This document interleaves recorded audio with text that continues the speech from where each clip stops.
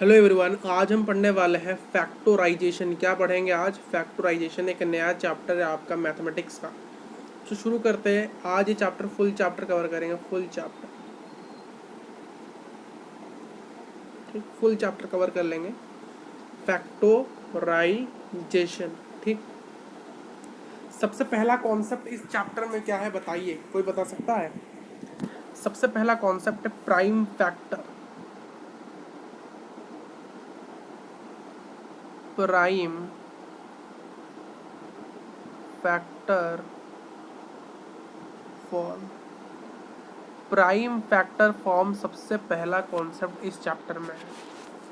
देखिए इसका मतलब क्या है। जब भी किसी नंबर को अगर हम प्राइम नंबर्स में एक्सप्रेस कर दें, कैसे एक्सप्रेस कर दें?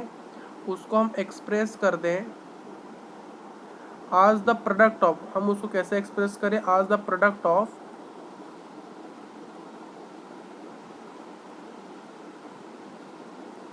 Prime numbers. प्राइम नंबर्स वह नंबर्स होते हैं। अब एक कॉन्सेप्ट और एक समझाना है मुझे आपको। सर ये प्राइम नंबर्स क्या होता है? जिसको पता है बढ़िया, जिसको नहीं पता है समझ लो। और इसका ही ऑपोजिट होता है कॉम्पोजिट नंबर। सर ये भी क्या आता है वो भी बता दो साथ साथ में। देखिए फैक्टर के बेसिस पर हमने नंबर को दो प्रकार से क्लासिफाई किया है। एक तो होता है प्राइम नंबर, एक होता है कॉम्पोजिट नंबर। जिस नंबर के सिर्फ लिख रहा हूँ भाई, सिर्फ दो फैक्टर्स होते हैं उसको हम कहते हैं प्राइम फैक्टर। जिसके जिसके दो से ज्यादा फैक्टर जिसके दो से ज्यादा फैक्टर होते हैं वो कॉम्पोजिट। जिसके सिर्फ दो फैक्टर होती है, दो फैक्टर क्या होता है? एक तो नंबर वन और वो नंबर खुद इटसेल्फ। उसके दो जो फैक्टर होते हैं, उसके दो फैक्टर में से एक फैक्टर तो वन होता है, एक फैक्टर वो खुद होता है। और जिसके भी दो से ज्यादा फैक्टर्स निकल गए वो नंबर कॉम्पोजिट होता है। तो अगर 1 के लेके 10 के बीच में आपको कॉम्पोजिट नंबर और प्राइम नंबर दिखाऊं तो देखिए 1 2 3 4, मैं थोड़ा गैप करके लिखता हूँ, ठीक है। 1 2 3 4 5 6 7 8 9 और ये गया 10। देखिए वन ना प्राइम होता है ना।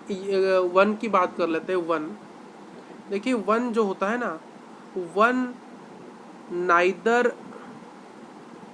Neither prime nor composite. ना ये प्राइम होता है ना ये कॉम्पोजिट होता है। ना वन को आप किसी प्राइम नंबर में काउंट करोगे ना किसी कॉम्पोजिट नंबर में। वन क्या है? वन एक यूनिक नंबर है। वन एक यूनिक नंबर है, ठीक। वन क्या है? एक यूनिक नंबर है। ना ये प्राइम है ना ये कॉम्पोजिट, ये कुछ भी नहीं है। वन एक प्राइम यूनिक नंबर, याद रखना। वन को कभी गिनती मत करना कि ये प्राइम नंबर है, कि वन को कभी कॉम्पोजिट नंबर कंसीडर मत करना। इसको आप ना प्राइम में कंसीडर करोगे ना कॉम्पोजिट में कंसीडर करोगे। ये सिर्फ एक यूनिक नंबर है, नाइदर प्राइम नॉर कॉम्पोजिट। तो वन की बात कर लेते हैं, ये है यूनिक नंबर। देखिए टू क्या है? ये सबसे पहला और सबसे पहला और सबसे छोटा प्राइम नंबर है। इसके फैक्टर्स क्या है? 1 और ये नंबर खुद 2। 3 भी एक प्राइम नंबर है, 3 भी एक प्राइम नंबर है। ये भी एक प्राइम नंबर, p यानी प्राइम नंबर। तो इसके फैक्टर 1 है और 3 है। देखिए जो 4 है ये सबसे छोटा कॉम्पोजिट नंबर, ये सबसे छोटा प्राइम नंबर है, सबसे छोटा प्राइम नंबर 2 होता है, सबसे छोटा कॉम्पोजिट नंबर 4 होता है। 4 के फैक्टर्स क्या है? 4 के फैक्टर्स 1 है, इसके फैक्टर 2 है और इसके फैक्टर 4। इसके कितने फैक्टर हो गए? 3। तो ये 2 से ज़्यादा तो ये कॉम्पोजिट। देखिए 5 एक प्राइम नंबर है, इसके फैक्टर्स 1 है और 5 है। 6 एक कॉम्पोजिट नंबर है क्योंकि इसके फैक्टर 1 है, 2 है, 3 है और खुद 6 है, तो इसके को ये कॉम्पोजिट। देखिए 7 एक प्राइम नंबर है क्योंकि इसके फैक्टर्स 1 और 7।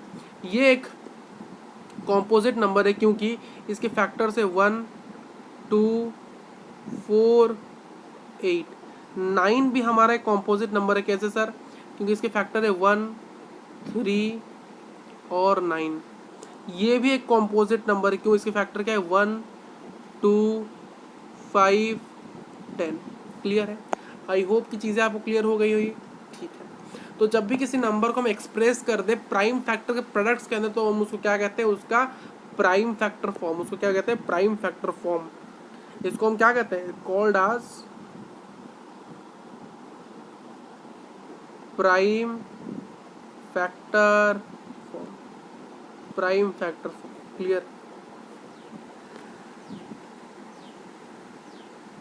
सिर्फ प्राइम फैक्टर में सिर्फ प्राइम नंबर में इनको एक्सप्रेस करना है। जैसे कि 2 हो गया, 3 हो गया, 5 हो गया, 7 हो गया, 11 हो गया। इन नंबर्स में जिस नंबर को अगर हमने एक्सप्रेस कर दिया इनके प्रोडक्ट में हमने अगर किसी नंबर को इनके प्रोडक्ट में, यहाँ क्या लिखा है भाई? यहाँ प्रोडक्ट लिखा है। अगर किसी भी नंबर को अगर हमने एक्सप्रेस कर दिया प्राइम नंबर के प्रोडक्ट के अंदर, तो उसको हम कहते हैं प्राइम फैक्टर। उसका प्राइम फैक्टर फॉर्म।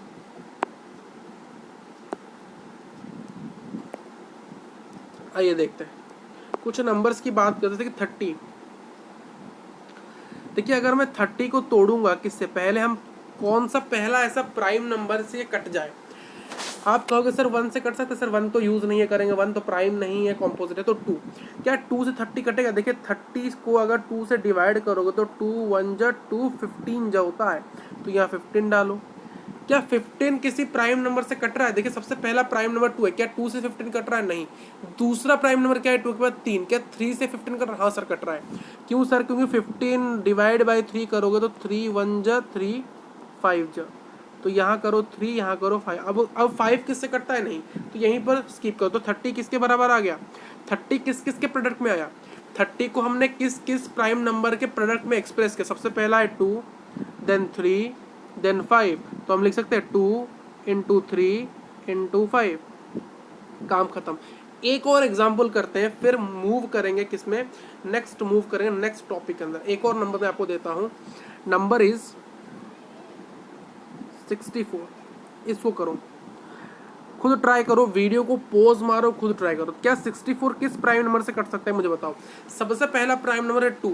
देखिए सबसे पहले प्राइम नंबर से चेक करते हैं ना, 2 से होगा नहीं होगा, फिर 3 में जाना नहीं हो रहा है तो 5 में जाना, इस प्रकार से करना है।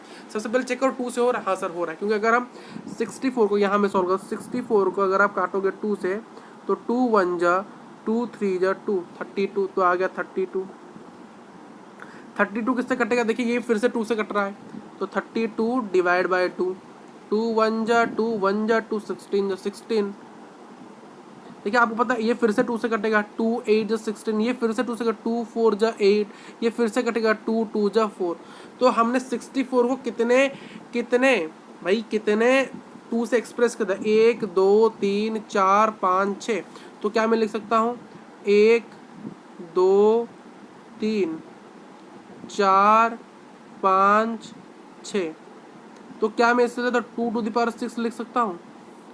2 टू द पावर लिख सकता हूँ। हमने एक्सपोनेंट्स एंड पावर में पढ़ा था इसको। 2 टू द पावर 6, जैसे 2 टू द पावर 2 क्या होता है? 2 इंटू 2 को 2 बार मल्टीप्लाई करो। 2 का स्क्वायर क्या होता है? 2 को 2 बार मल्टीप्लाई कर दो। 2 टू द पावर 3 क्या होता है? 2 को 3 बार मल्टीप्लाई कर दो। उसी प्रकार से 2 टू द पावर 6 क्या होता है? 2 टू द पावर 6 होता है 2 को 6 बार मल्टीप्लाई करो, जो ये आ रहा। और 64 का जो प्राइम फैक्टर फॉर्म है वो ये है। ठीक, नेक्स्ट टॉपिक अब करते हैं, इसको इरेज मान लेते हैं इसको। ठीक है, नेक्स्ट टॉपिक देखिए भाई साहब, फैक्टर्स ऑफ अलजेब्रिक एक्सप्रेशन। किसी भी अलजेब्रिक एक्सप्रेशन का फैक्टर्स कैसे निकालेंगे? Factors of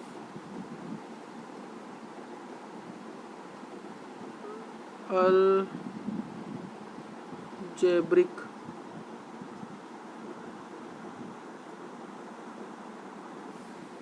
factors of algebraic expressions क्या है? जैसे कि हमने पहले क्या कहा था, यहाँ पर पहले हमने क्या किया था, यहाँ पर किसी नंबर्स को, ये नंबर कुछ भी हो सकता है, ये नंबर नेचुरल नंबर भी हो सकता है, होल नंबर भी हो सकता है, इस प्रकार से जो नंबर्स हैं, यहाँ हमने क्या कहा था, किसी नंबर को, यानी किसी बेसिकली यहाँ पर किसी नेचुरल नंबर को, यहाँ होल नंबर नहीं, होल नंबर में जीरो इंक्लूड रहता है, तो जीरो को हम एक्सप्रेस कभी कर नहीं सकते प्राइम फैक्टर्स के अंदर, कभी किसी इंटीजर को नहीं किया जा सकता क्योंकि इंटीजर नेगेटिव नंबर्स होते हैं, तो इसको हम नहीं करेंगे। तो यहाँ पर जो नंबर का मतलब यहाँ बताया जा रहा है, ये नंबर को आप समझिए कि जो नंबर यहाँ पर नेचुरल नंबर्स की बात की जा रही है, किस नंबर की बात की जा रही है मेरे, नेचुरल नंबर से, क्लियर है? जैसे कि हमने नेचुरल नंबर्स को एक्सप्रेस किया, तो उसी प्रकार जिस प्रकार से हमने नेचुरल नंबर को क्या क्या एक्सप्रेस किया, तो उसी प्रकार से हम अलजेब्रिक एक्सप्रेशंस को भी क्या कर सकते हैं, इनको भी एक्सप्रेस कर सकते हैं, किसमें, इनको भी हम एक्सप्रेस कर सकते हैं किसमें, आज the product of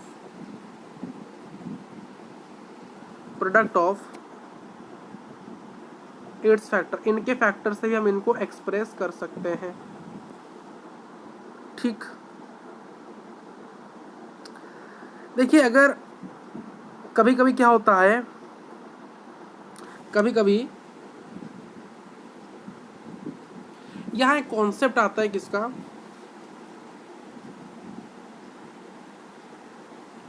irreducible form का एक कॉन्सेप्ट है। ये कॉन्सेप्ट क्या कहता है, ये जो इरेड्यूसिबल का जो कॉन्सेप्ट, ये क्या है बताओ भाई, किसको पता है बताओ, कमेंट करो भाई, कमेंट करो क्या है ये।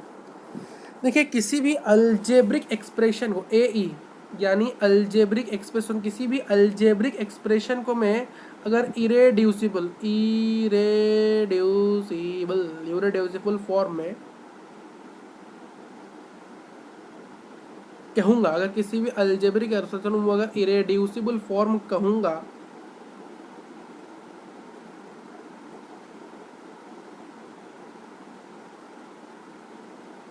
जो कि उसके प्राइम फैक्टर फॉर्म से अलावा होता है। देखिए हमने नंबर्स को क्या किया, प्राइम फैक्टर्स में बांट दिया, मतलब तोड़ दिया, हम अलजेब्रिक एक्सप्रेशन को भी उसमें तोड़ सकते हैं, बट इसका एक और फॉर्म होता है, इसको हम कहते हैं इरेड्यूसिबल फॉर्म, क्योंकि अलजेब्रिक इक्वेशन में वेरिएबल्स भी होते हैं। क्या हम वेरिएबल को तोड़ सकते हैं किसी प्राइम फैक्टर्स के अंदर? क्या हम किसी वेरिएबल को प्राइम फैक्टर्स के अंदर तोड़ सकते हैं? नहीं तोड़ सकते।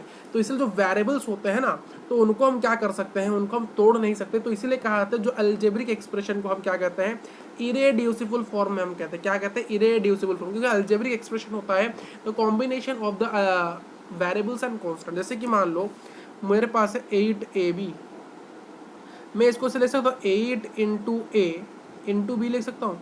क्या इस ए और बी को क्या मैं फर्दर तोड़ सकता हूँ किसी, इसको क्या मैं फर्दर तोड़ सकता हूँ, किसमें एक्सप्रेस कर सकता हूँ? आंसर आपका आएगा नहीं सर, नहीं कर सकते।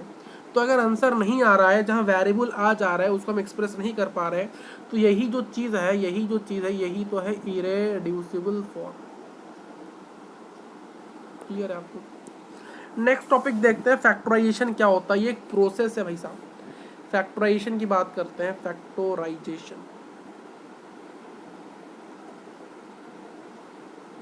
फैक्टराइजेशन की बात करते हैं। फैक्टराइजेशन एक प्रोसेस है, ये एक प्रोसेस है जिसमें अलजेब्रिक एक्सप्रेशन, ये एक प्रोसेस है। देखिए फैक्टराइजेशन एक प्रोसेस है। क्या है?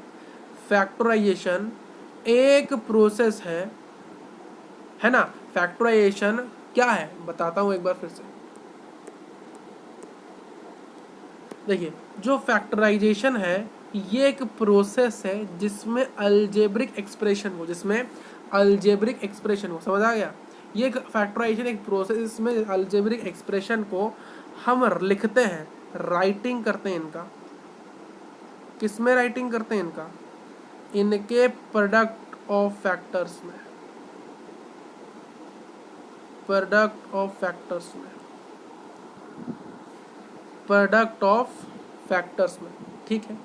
फैक्टराइजेशन क्या है? फैक्टराइजेशन एक प्रोसेस है। ये हम टॉपिक, कौन सा टॉपिक पढ़ रहे हैं? टॉपिक पढ़ रहे हैं फैक्टराइजेशन। फैक्टराइजेशन क्या है अगर क्वेश्चन पूछा जाए तो फैक्टराइजेशन एक प्रोसेस है जिसमें हम क्या करते हैं, अलजेब्रिक एक्सप्रेशन को लिखते हैं उनके फैक्टर्स में, ठीक। तो यहाँ पर देखिए, यहाँ पर तो क्या हो रहा था, यहाँ पर तो हम इसको तोड़ नहीं पा रहे थे, यहाँ पर तो हम अलजेब्रिक एक्सप्रेशन को प्राइम फैक्टर में लिख नहीं पा रहे थे। देखिए इसको तो हम देखिए यहाँ पर जो 8 इंटू ए इंटू बी को, ये जो ए और बी का हम प्राइम फैक्टर्स नहीं लिख सकते, तो इसलिए हमने इसको कह दिया इरेड्यूसिबल फॉर्म। बट हम इसको फैक्टराइजेशन कर सकते हैं, क्योंकि यहाँ पर जो ये जो प्राइम फैक्टराइजेशन, देखिए prime factorization is not equal to factorization. Factorization में हम कौन से भी, कोई भी नेचुरल नंबर हो, कोई भी नेचुरल नंबर को यूज कर सकते हैं उस नंबर को तोड़ने के लिए। बट प्राइम फैक्टराइजेशन में हम सिर्फ प्राइम नंबर्स का यूज करेंगे। फैक्टराइजेशन के अंदर हम किसी भी नंबर को यूज कर सकते हैं, किसी भी नंबर को, किसी भी नेचुरल नंबर या फिर किसी भी नंबर को यूज कर सकते हैं उस नंबर को तोड़ने के लिए, तब उसको हम कहेंगे फैक्टराइजेशन। अगर हमने वहां पर प्राइम नंबर का यूज कर लिया विदाउट एनी अदर नंबर, हम अदर नंबर को, जैसे कि हमने 6, 10 का हमने कभी यूज नहीं किया है किसी नंबर को तोड़ने के लिए, हम सिर्फ प्राइम फैक्टर को तोड़ रहे थे, तो इसलिए प्राइम फैक्टर्स का जहां यूज होता है किसी नंबर को तोड़ने के लिए, फैक्टर करने के लिए, तो उसको हम प्राइम फैक्टराइजेशन कहते हैं। और जहां किसी नंबर को हम कोई भी नंबर से तोड़ सकते हैं उसको हम कहते हैं फैक्टराइजेशन। तो हम अलजेब्रिक एक्सप्रेशन का प्राइम फैक्टराइजेशन नहीं होता है, क्योंकि वहां पर इरेड्यूसिबल फॉर्म आ जाते हैं। वही फैक्टराइजेशन के अंदर उसके हम फैक्टर्स निकाल सकते हैं, और इनके जो फैक्टर्स होते हैं वो फैक्टर्स कुछ भी हो सकते हैं। ये जो फैक्टर्स यहाँ निकलते हैं ये फैक्टर्स कुछ भी हो सकता है, ये फैक्टर्स कुछ भी हो सकता है। ये फैक्टर्स नंबर भी हो सकता है, ये फैक्टर्स नंबर भी हो सकता है, ये फैक्टर कोई अलजेब्रिक वेरिएबल हो सकता है, जैसे कि x हो गया, y हो गया, a हो गया, z हो गया, ये हो गया, और कोई भी अलजेब्रिक एक्सप्रेशन हो सकता है। जब भी हम जैसे कि 8 इंटू ए इंटू बी, इसका प्राइम फैक्टर हो सकता है? नहीं, क्योंकि a और b क्या है, प्राइम फैक्टर्स नहीं, इनको फर्दर हम डिवाइड नहीं कर सकते, तो इसलिए हमने इसको कहते हैं इरेड्यूसिबल फॉर्म। पर फैक्टराइजेशन में क्या होता है, फैक्टराइजेशन के अंदर हम क्या करते हैं, हम उसको किसी भी नंबर से तोड़ सकते हैं, इसको उसके फैक्टर से लिख सकते हैं। इसके जो फैक्टर्स होते हैं वो नंबर भी हो सकते हैं, कोई अलजेब्रिक वेरिएबल हो सकता है x y z a b c के जैसा, और कोई अलजेब्रिक एक्सप्रेशन हो सकता है 2x + b 3y + z, ये सारे नंबर हो सकते हैं। तो कुछ मेथड्स है। नेक्स्ट टॉपिक शुरू कर रहे हैं, अब नेक्स्ट टॉपिक शुरू कर रहे हैं मेथड्स ऑफ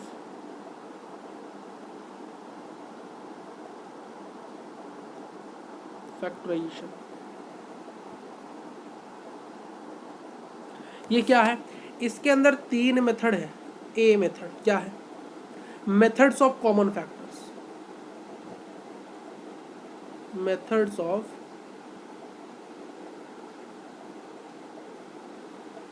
कॉमन फैक्टर्स क्या है, मेथड्स ऑफ कॉमन फैक्टर्स है ना। क्या है मेथड्स ऑफ फैक्टराइजेशन, क्या होता है, मेथड्स ऑफ फैक्टराइजेशन क्या होता है, इसमें कुछ मेथड्स हम यूज करते हैं, हम फैक्टराइजेशन कर सके। पहला मेथड है मेथड्स ऑफ कॉमन फैक्टर्स। दूसरा मेथड क्या है, B, factorization by regrouping terms, factorization by regrouping terms. Last is the C, क्या है, factorisation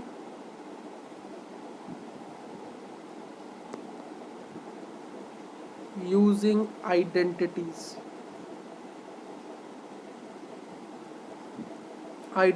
methods of common factor पहला मेथड। दूसरा factorization by regrouping terms, factorization using identities, ठीक। आइए शुरू करते हैं, एग्जाम्पल से इनको समझेंगे। इनको कैसे समझेंगे, एग्जाम्पल से, इनका कोई थ्योरी नहीं है, हम क्वेश्चंस करेंगे और उससे समझ लेंगे भाई साहब इसको कैसे करना है। सबसे पहला है methods of common factors, methods of common factors. देखिए इसमें हम क्या करते हैं, इसमें जो भी हमें फैक्टर्स दिए गए होते हैं, इसको सबसे पहले हम इनमें से इन दोनों फैक्टर्स से हम कहते हैं ना 10a+5, इनमें से कुछ कॉमन जा रहा है, इनमें से कुछ कॉमन जा रहा है। बच्चे कहेंगे सर कॉमन जा रहा है क्या? सर यहाँ से हम 5 निकाल सकते हैं, यहाँ से 5 निकाल सकते हैं। तो मान लो यहाँ से मैंने 5 निकाला, तो यहाँ बचेगा क्या? यहाँ बचेगा 2a और यहाँ बचेगा क्या? 1। तो यहाँ पर ये जो एक्सप्रेशन दिया गया है, इस एक्सप्रेशन में एक कॉमन फैक्टर निकालना जो कि 5 था और बच गया ब्रैकेट का 2a+1। तो उसी सेम मेथड से हम यहाँ पर कॉमन निकालेंगे भाई साहब। तो यहाँ कॉमन निकाले, तो क्वेश्चंस करेंगे उससे ही समझ लें क्वेश्चन क्या है। क्वेश्चन है 12xy का स्क्वायर माइनस 24y। सबसे पहले क्या करेंगे, इंडिविजुअल के फैक्टर्स निकालेंगे। सबसे पहले हम 12xy स्क्वायर का फैक्टर निकालेंगे, फिर 12y का निकालेंगे। सबसे पहले निकालते हैं 12 का। 12 को अगर मैं 2 से काटूंगा तो क्या आएगा? 6 आएगा। तो अगर मैं 6 को फिर से काटूँ 2 को, 3 आएगा। तो बस 3 को नहीं काटा जा सकता, क्लियर है। तो 12x स्क्वायर xy का स्क्वायर, 12 को मैंने काट लिया 2 into 3 into x into y into y. 24 को किससे काटो? 24y को, 24 को काटो भाई। तो 2 से काटोगे तो 12, 2 से काटोगे भाई 6, 2 से काटोगे तो 3 आ गया। 2 into 2 into 2 into 3 into y. अब कॉमन जो है उसको गोला बुला दो। देखिए यहाँ एक 2 है, यहाँ भी एक 2 है, यहाँ एक 2 है, यहाँ एक 2 है, यहाँ 3 है, यहाँ 3 है। देखिए जिसमें जो जो कॉमन, देखिए यहाँ 2 था, यहाँ 2 था, यहाँ 2 था, यहाँ 2 था, यहाँ 2 था, यहाँ भी 2 है, यहाँ 2 है। बट ये जो तीसरा 2 के लिए यहाँ एक और 2 नहीं है, तो इसको मैंने गोल नहीं बुलाया। बट यहाँ 3 है, ये 3 है। देखिए यहाँ y है, ये एक y है। बट यहाँ x नहीं है, तो यहाँ x है, बट यहाँ नहीं है। बट ये यहाँ एक और y है, यहाँ नहीं है, तो यहाँ उसको मैंने गोला नहीं बोला। तो कॉमन क्या निकला? कॉमन क्या निकला बताओ भाई? कॉमन निकल गया 2 into 2 into 3 into y. 2 into 2 into 3 into y क्या होता है? 2 2 जा 4 होता है, 4 इंटू 3 क्या होता है? 12। तो ये आ गया 12 और ये था y, तो 12y। अब क्वेश्चन को फिर से लिखे, 12x square Y minus 24y। मुझे कॉमन क्या लेना है? 12y। तो मैंने कॉमन लिया 12y। तो यहाँ बचेगा क्या? यहाँ बचेगा क्या? देखो यहाँ था 12xy स्क्वायर, इसको डिवाइड कर दो 12y से। देखिए 12 से 12 कट गया, ये y से ये एक y कटा, बचा क्या? xy। तो यहाँ बचेगा xy। उसी प्रकार से 24y को काट दो किससे? 12y से। क्या होगा? ये y से ये y कैंसिल, 12 1 जा 12 2 जा, तो यहाँ बच गया 2। तो आपका आंसर क्या आएगा? ओवरऑल आंसर क्या आएगा? ओवरऑल आंसर आ गया 12y ब्रैकेट में क्या आया? xy माइनस का 2।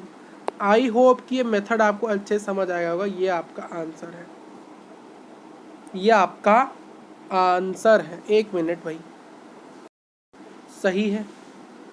सही है या नहीं? सही है, ये आपका हो गया सही, क्लियर। नेक्स्ट टॉपिक देखिए guys, factorization by regrouping terms.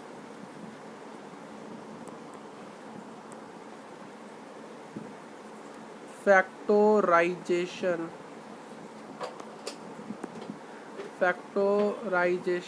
Bye regrouping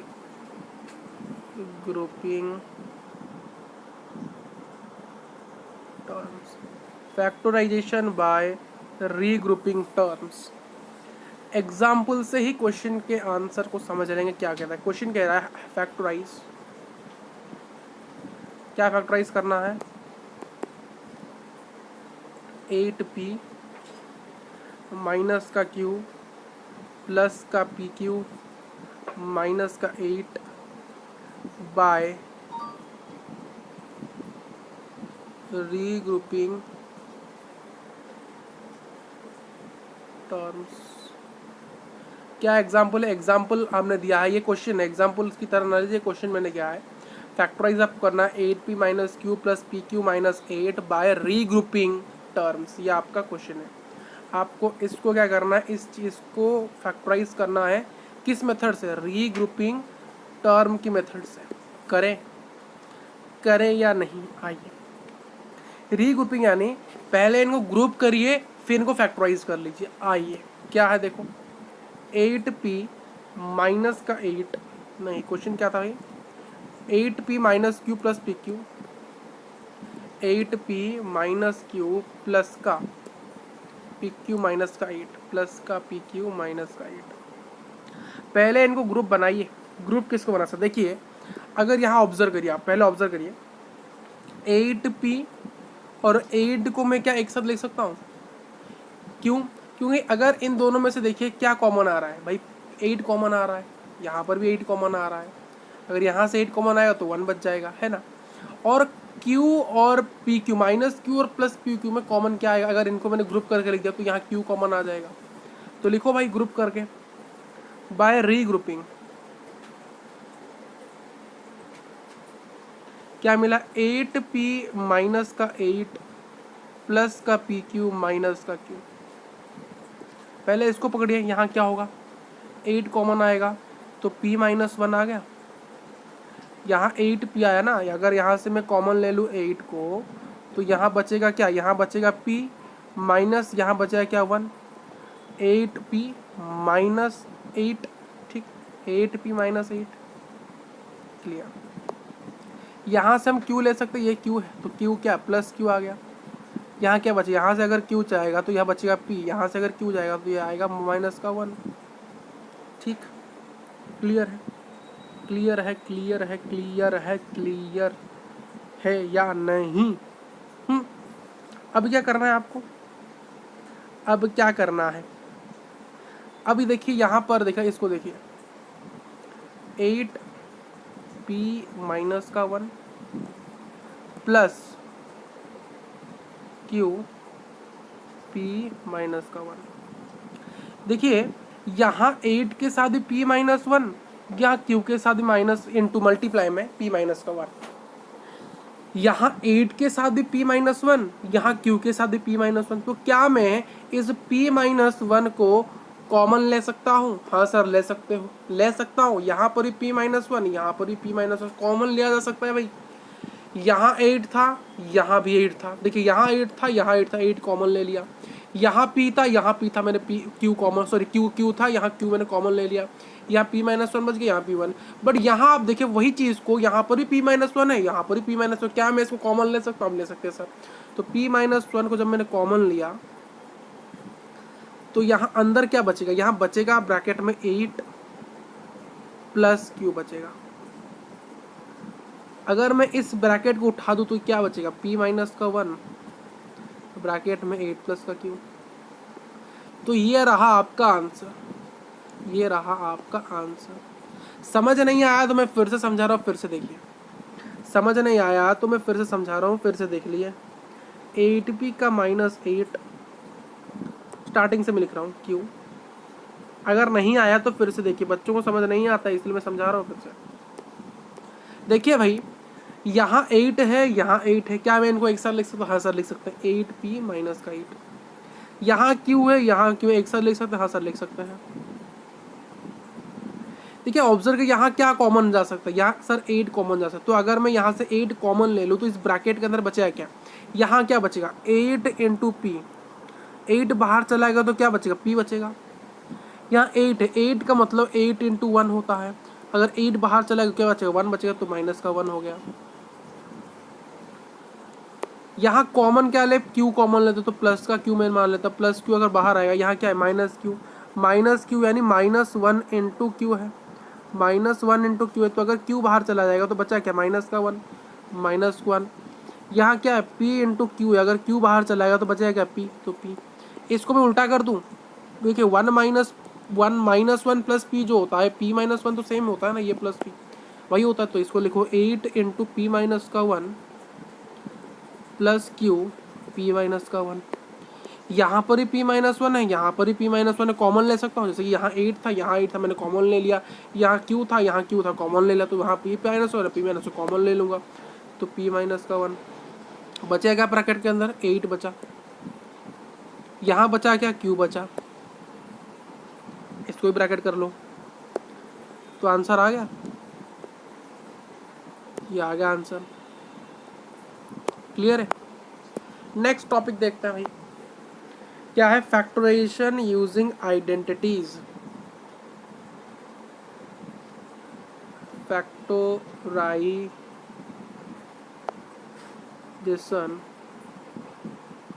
using identities, factorization using identities.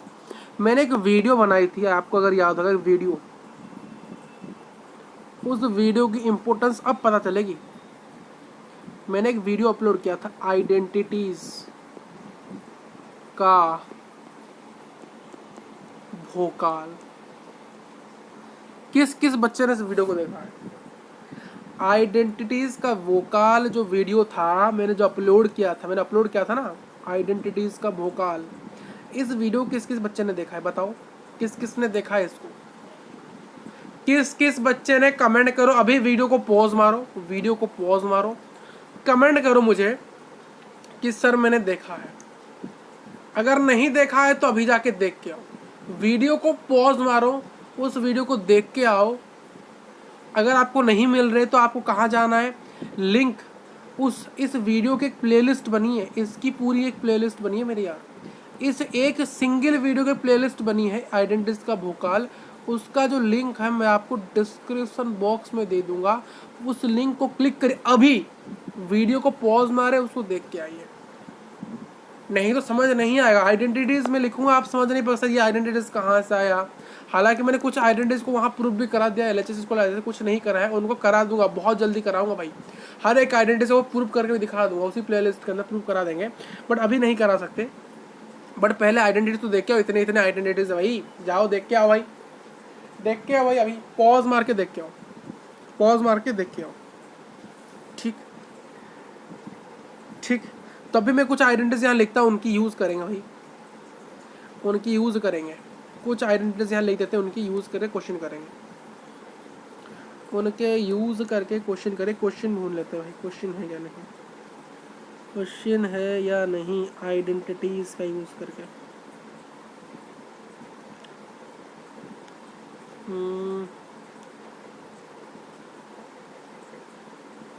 एक क्वेश्चन है, करेंगे वो। पहले कुछ आइडेंटिटीज में लिख देता हूँ आपके लिए, बट उस वीडियो को पहले देख के आओ, क्योंकि यहाँ मैं 4 ही आइडेंटिटीज लिखूंगा, क्योंकि यहाँ पर मैं सिर्फ 4 ही आइडेंटिटीज लिखूंगा, और बाकी का आइडेंटिटीज आपको उस वीडियो में मिलेगी, भोकाल वाली वीडियो, आइडेंटिटीज का भोकाल। प्लीज उस वीडियो को देखो, ये बनती है आपसे। a+b का स्क्वायर, जिस बच्चे ने देखा है, जिस बच्चे ने वीडियो को देखा है, मुझे बताओ a+b का होल स्क्वायर का वैल्यू क्या होता है भाई। जिस बच्चे ने उस वीडियो को देखा है वो मैं बताओ कि a+b का होल स्क्वायर क्या होता है मेरे यार, बताओ। अगर आपका जवाब a² + 2ab + b² है तो सही जवाब, इसका मतलब आपने वीडियो देखा है। अगर नहीं है तो देख के आओ भाई, पॉज मार के देख के आओ। क्या कर रहे हो तुम यार, क्या कर रहे हो यार, तुम क्या कर रहे हो? देखोगे नहीं तो कैसे आएगा? बच्चे तुमसे आगे चले जाएंगे, नहीं देख रहे, देख के आओ भाई, पॉज मार के देख के आओ भाई। a - b² क्या होता है? a² - 2ab + का b² भाई। तीसरा भाई मैं 4 लिखूंगा, सब नहीं लिखूंगा, सिर्फ 4 लिखूंगा। a + b multiply a - b क्या होता है बताओ भाई, कमेंट करो जिसने वीडियो देखा है। नहीं देखा तो भाई पॉज मार के देख के आओ। क्या मेरा मुंह दिख रहा हो भाई, क्या भाई, क्या देख रहे हो? वीडियो को पॉज मारो, देख के आओ। देखिए आप ही केले कह रहे हैं, ये नहीं कि भाई आप नहीं देखोगे तो समझ नहीं आएगा। अगर समझ आ रहा है, अगर बहुत जगह सामने तो समझ आ रहा है, हम क्यों देखें भाई, देख लो एक बार। देखने में क्या हरा है, मैं क्या रटने को बोल रहा हूँ, याद रखने को बोल रहा नहीं ना, सिर्फ देख लो क्या क्या आइडेंटिटी वहाँ मैंने बताया। क्या होता है ये a² - b का स्क्वायर होता है, 4वां x + a x + b क्या होता है x² + a + b × x + ab। एक क्वेश्चन कर लेते हैं, फिर लास्ट टॉपिक वाइंड अप करेंगे। आइडेंटिटीज का यूज करके इसको फैक्टराइज करिए। फैक्टराइज करिए किसको? 7x + 5 का स्क्वायर। आपको ये किसकी तरह दिख रहा है? मुझे लगा भाई 7x + 5 का होल स्क्वायर। क्या मैं इसको कह सकता हूँ ये कुछ ना कुछ a + b के होल स्क्वायर के फॉर्म में है?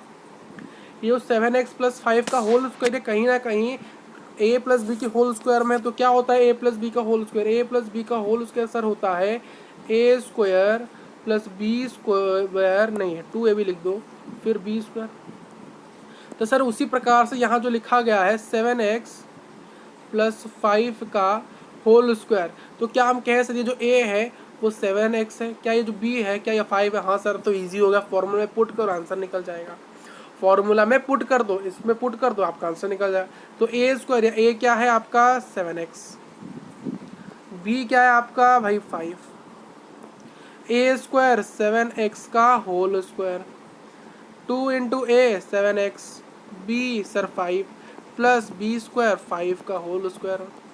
7x का होल स्क्वायर कितना होता है? 7 का स्क्वायर कितना होता है? 49। x × x x², 49x² plus 2 7 जा 14, 14 5 जा, या फिर ऐसे 2 5 जा 10, 7 जा 70 होता है भाई, 70 × x x प्लस 5 × 5 5² = 25। ये रहा आपका आंसर। ठीक है, एक और टॉपिक चैप्टर कंप्लीट।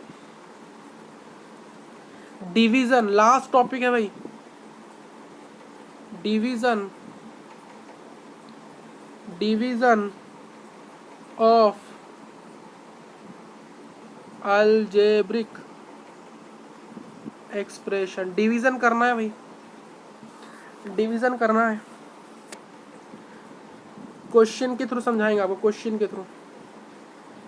कंसीडर करिए 7x³ डिवाइड 14x। आपको डिवाइड करना है इसको। ये सिंबल किसका है भाई? ये सिंबल किसका है? सर क्या बच्चों वाली बात कर रहे हो सर? ये डिवीजन का सिंबल है भाई। सर ये डिवीजन का सिंबल है सर ये डिवीजन का सिंबल। ठीक है भाई, तो 7x³ डिवाइडेड 14x, तो क्या होगा? 7x³ divide 14x। हम 1/2 को ऐसे नहीं लिख सकते, 1/2 लिख सकते हैं ना? नहीं, 1/2 को 1/2 ही तो लिखते हैं भाई। पता है कि नहीं, या नहीं पता? हम जब लिखते हैं 12/6 कितना होता है? 2। क्या हम इसको ऐसे नहीं लिख सकते? ये 12, ये 6, ये 2 जा 12 भाई, ऐसे ही तो होता है क्या यार? तो यहाँ लिखो, इसको एक्सपांड कर दो। 7 × क्या? x³ है, x³ यानी x को 3 बार मल्टीप्लाई कर दो, हो गया। मैंने 3 बार बाय लिख दो। ये 14 है, ये x है तो x लिख दो। काटो, शुरू करो। एक एक से एक कटा गया, बाकी 2x बचे, क्यों नीचे तो नहीं है, तो ठीक है। ठीक है, 7 1 जा और 7 2 जा 14 होता है, हो गया।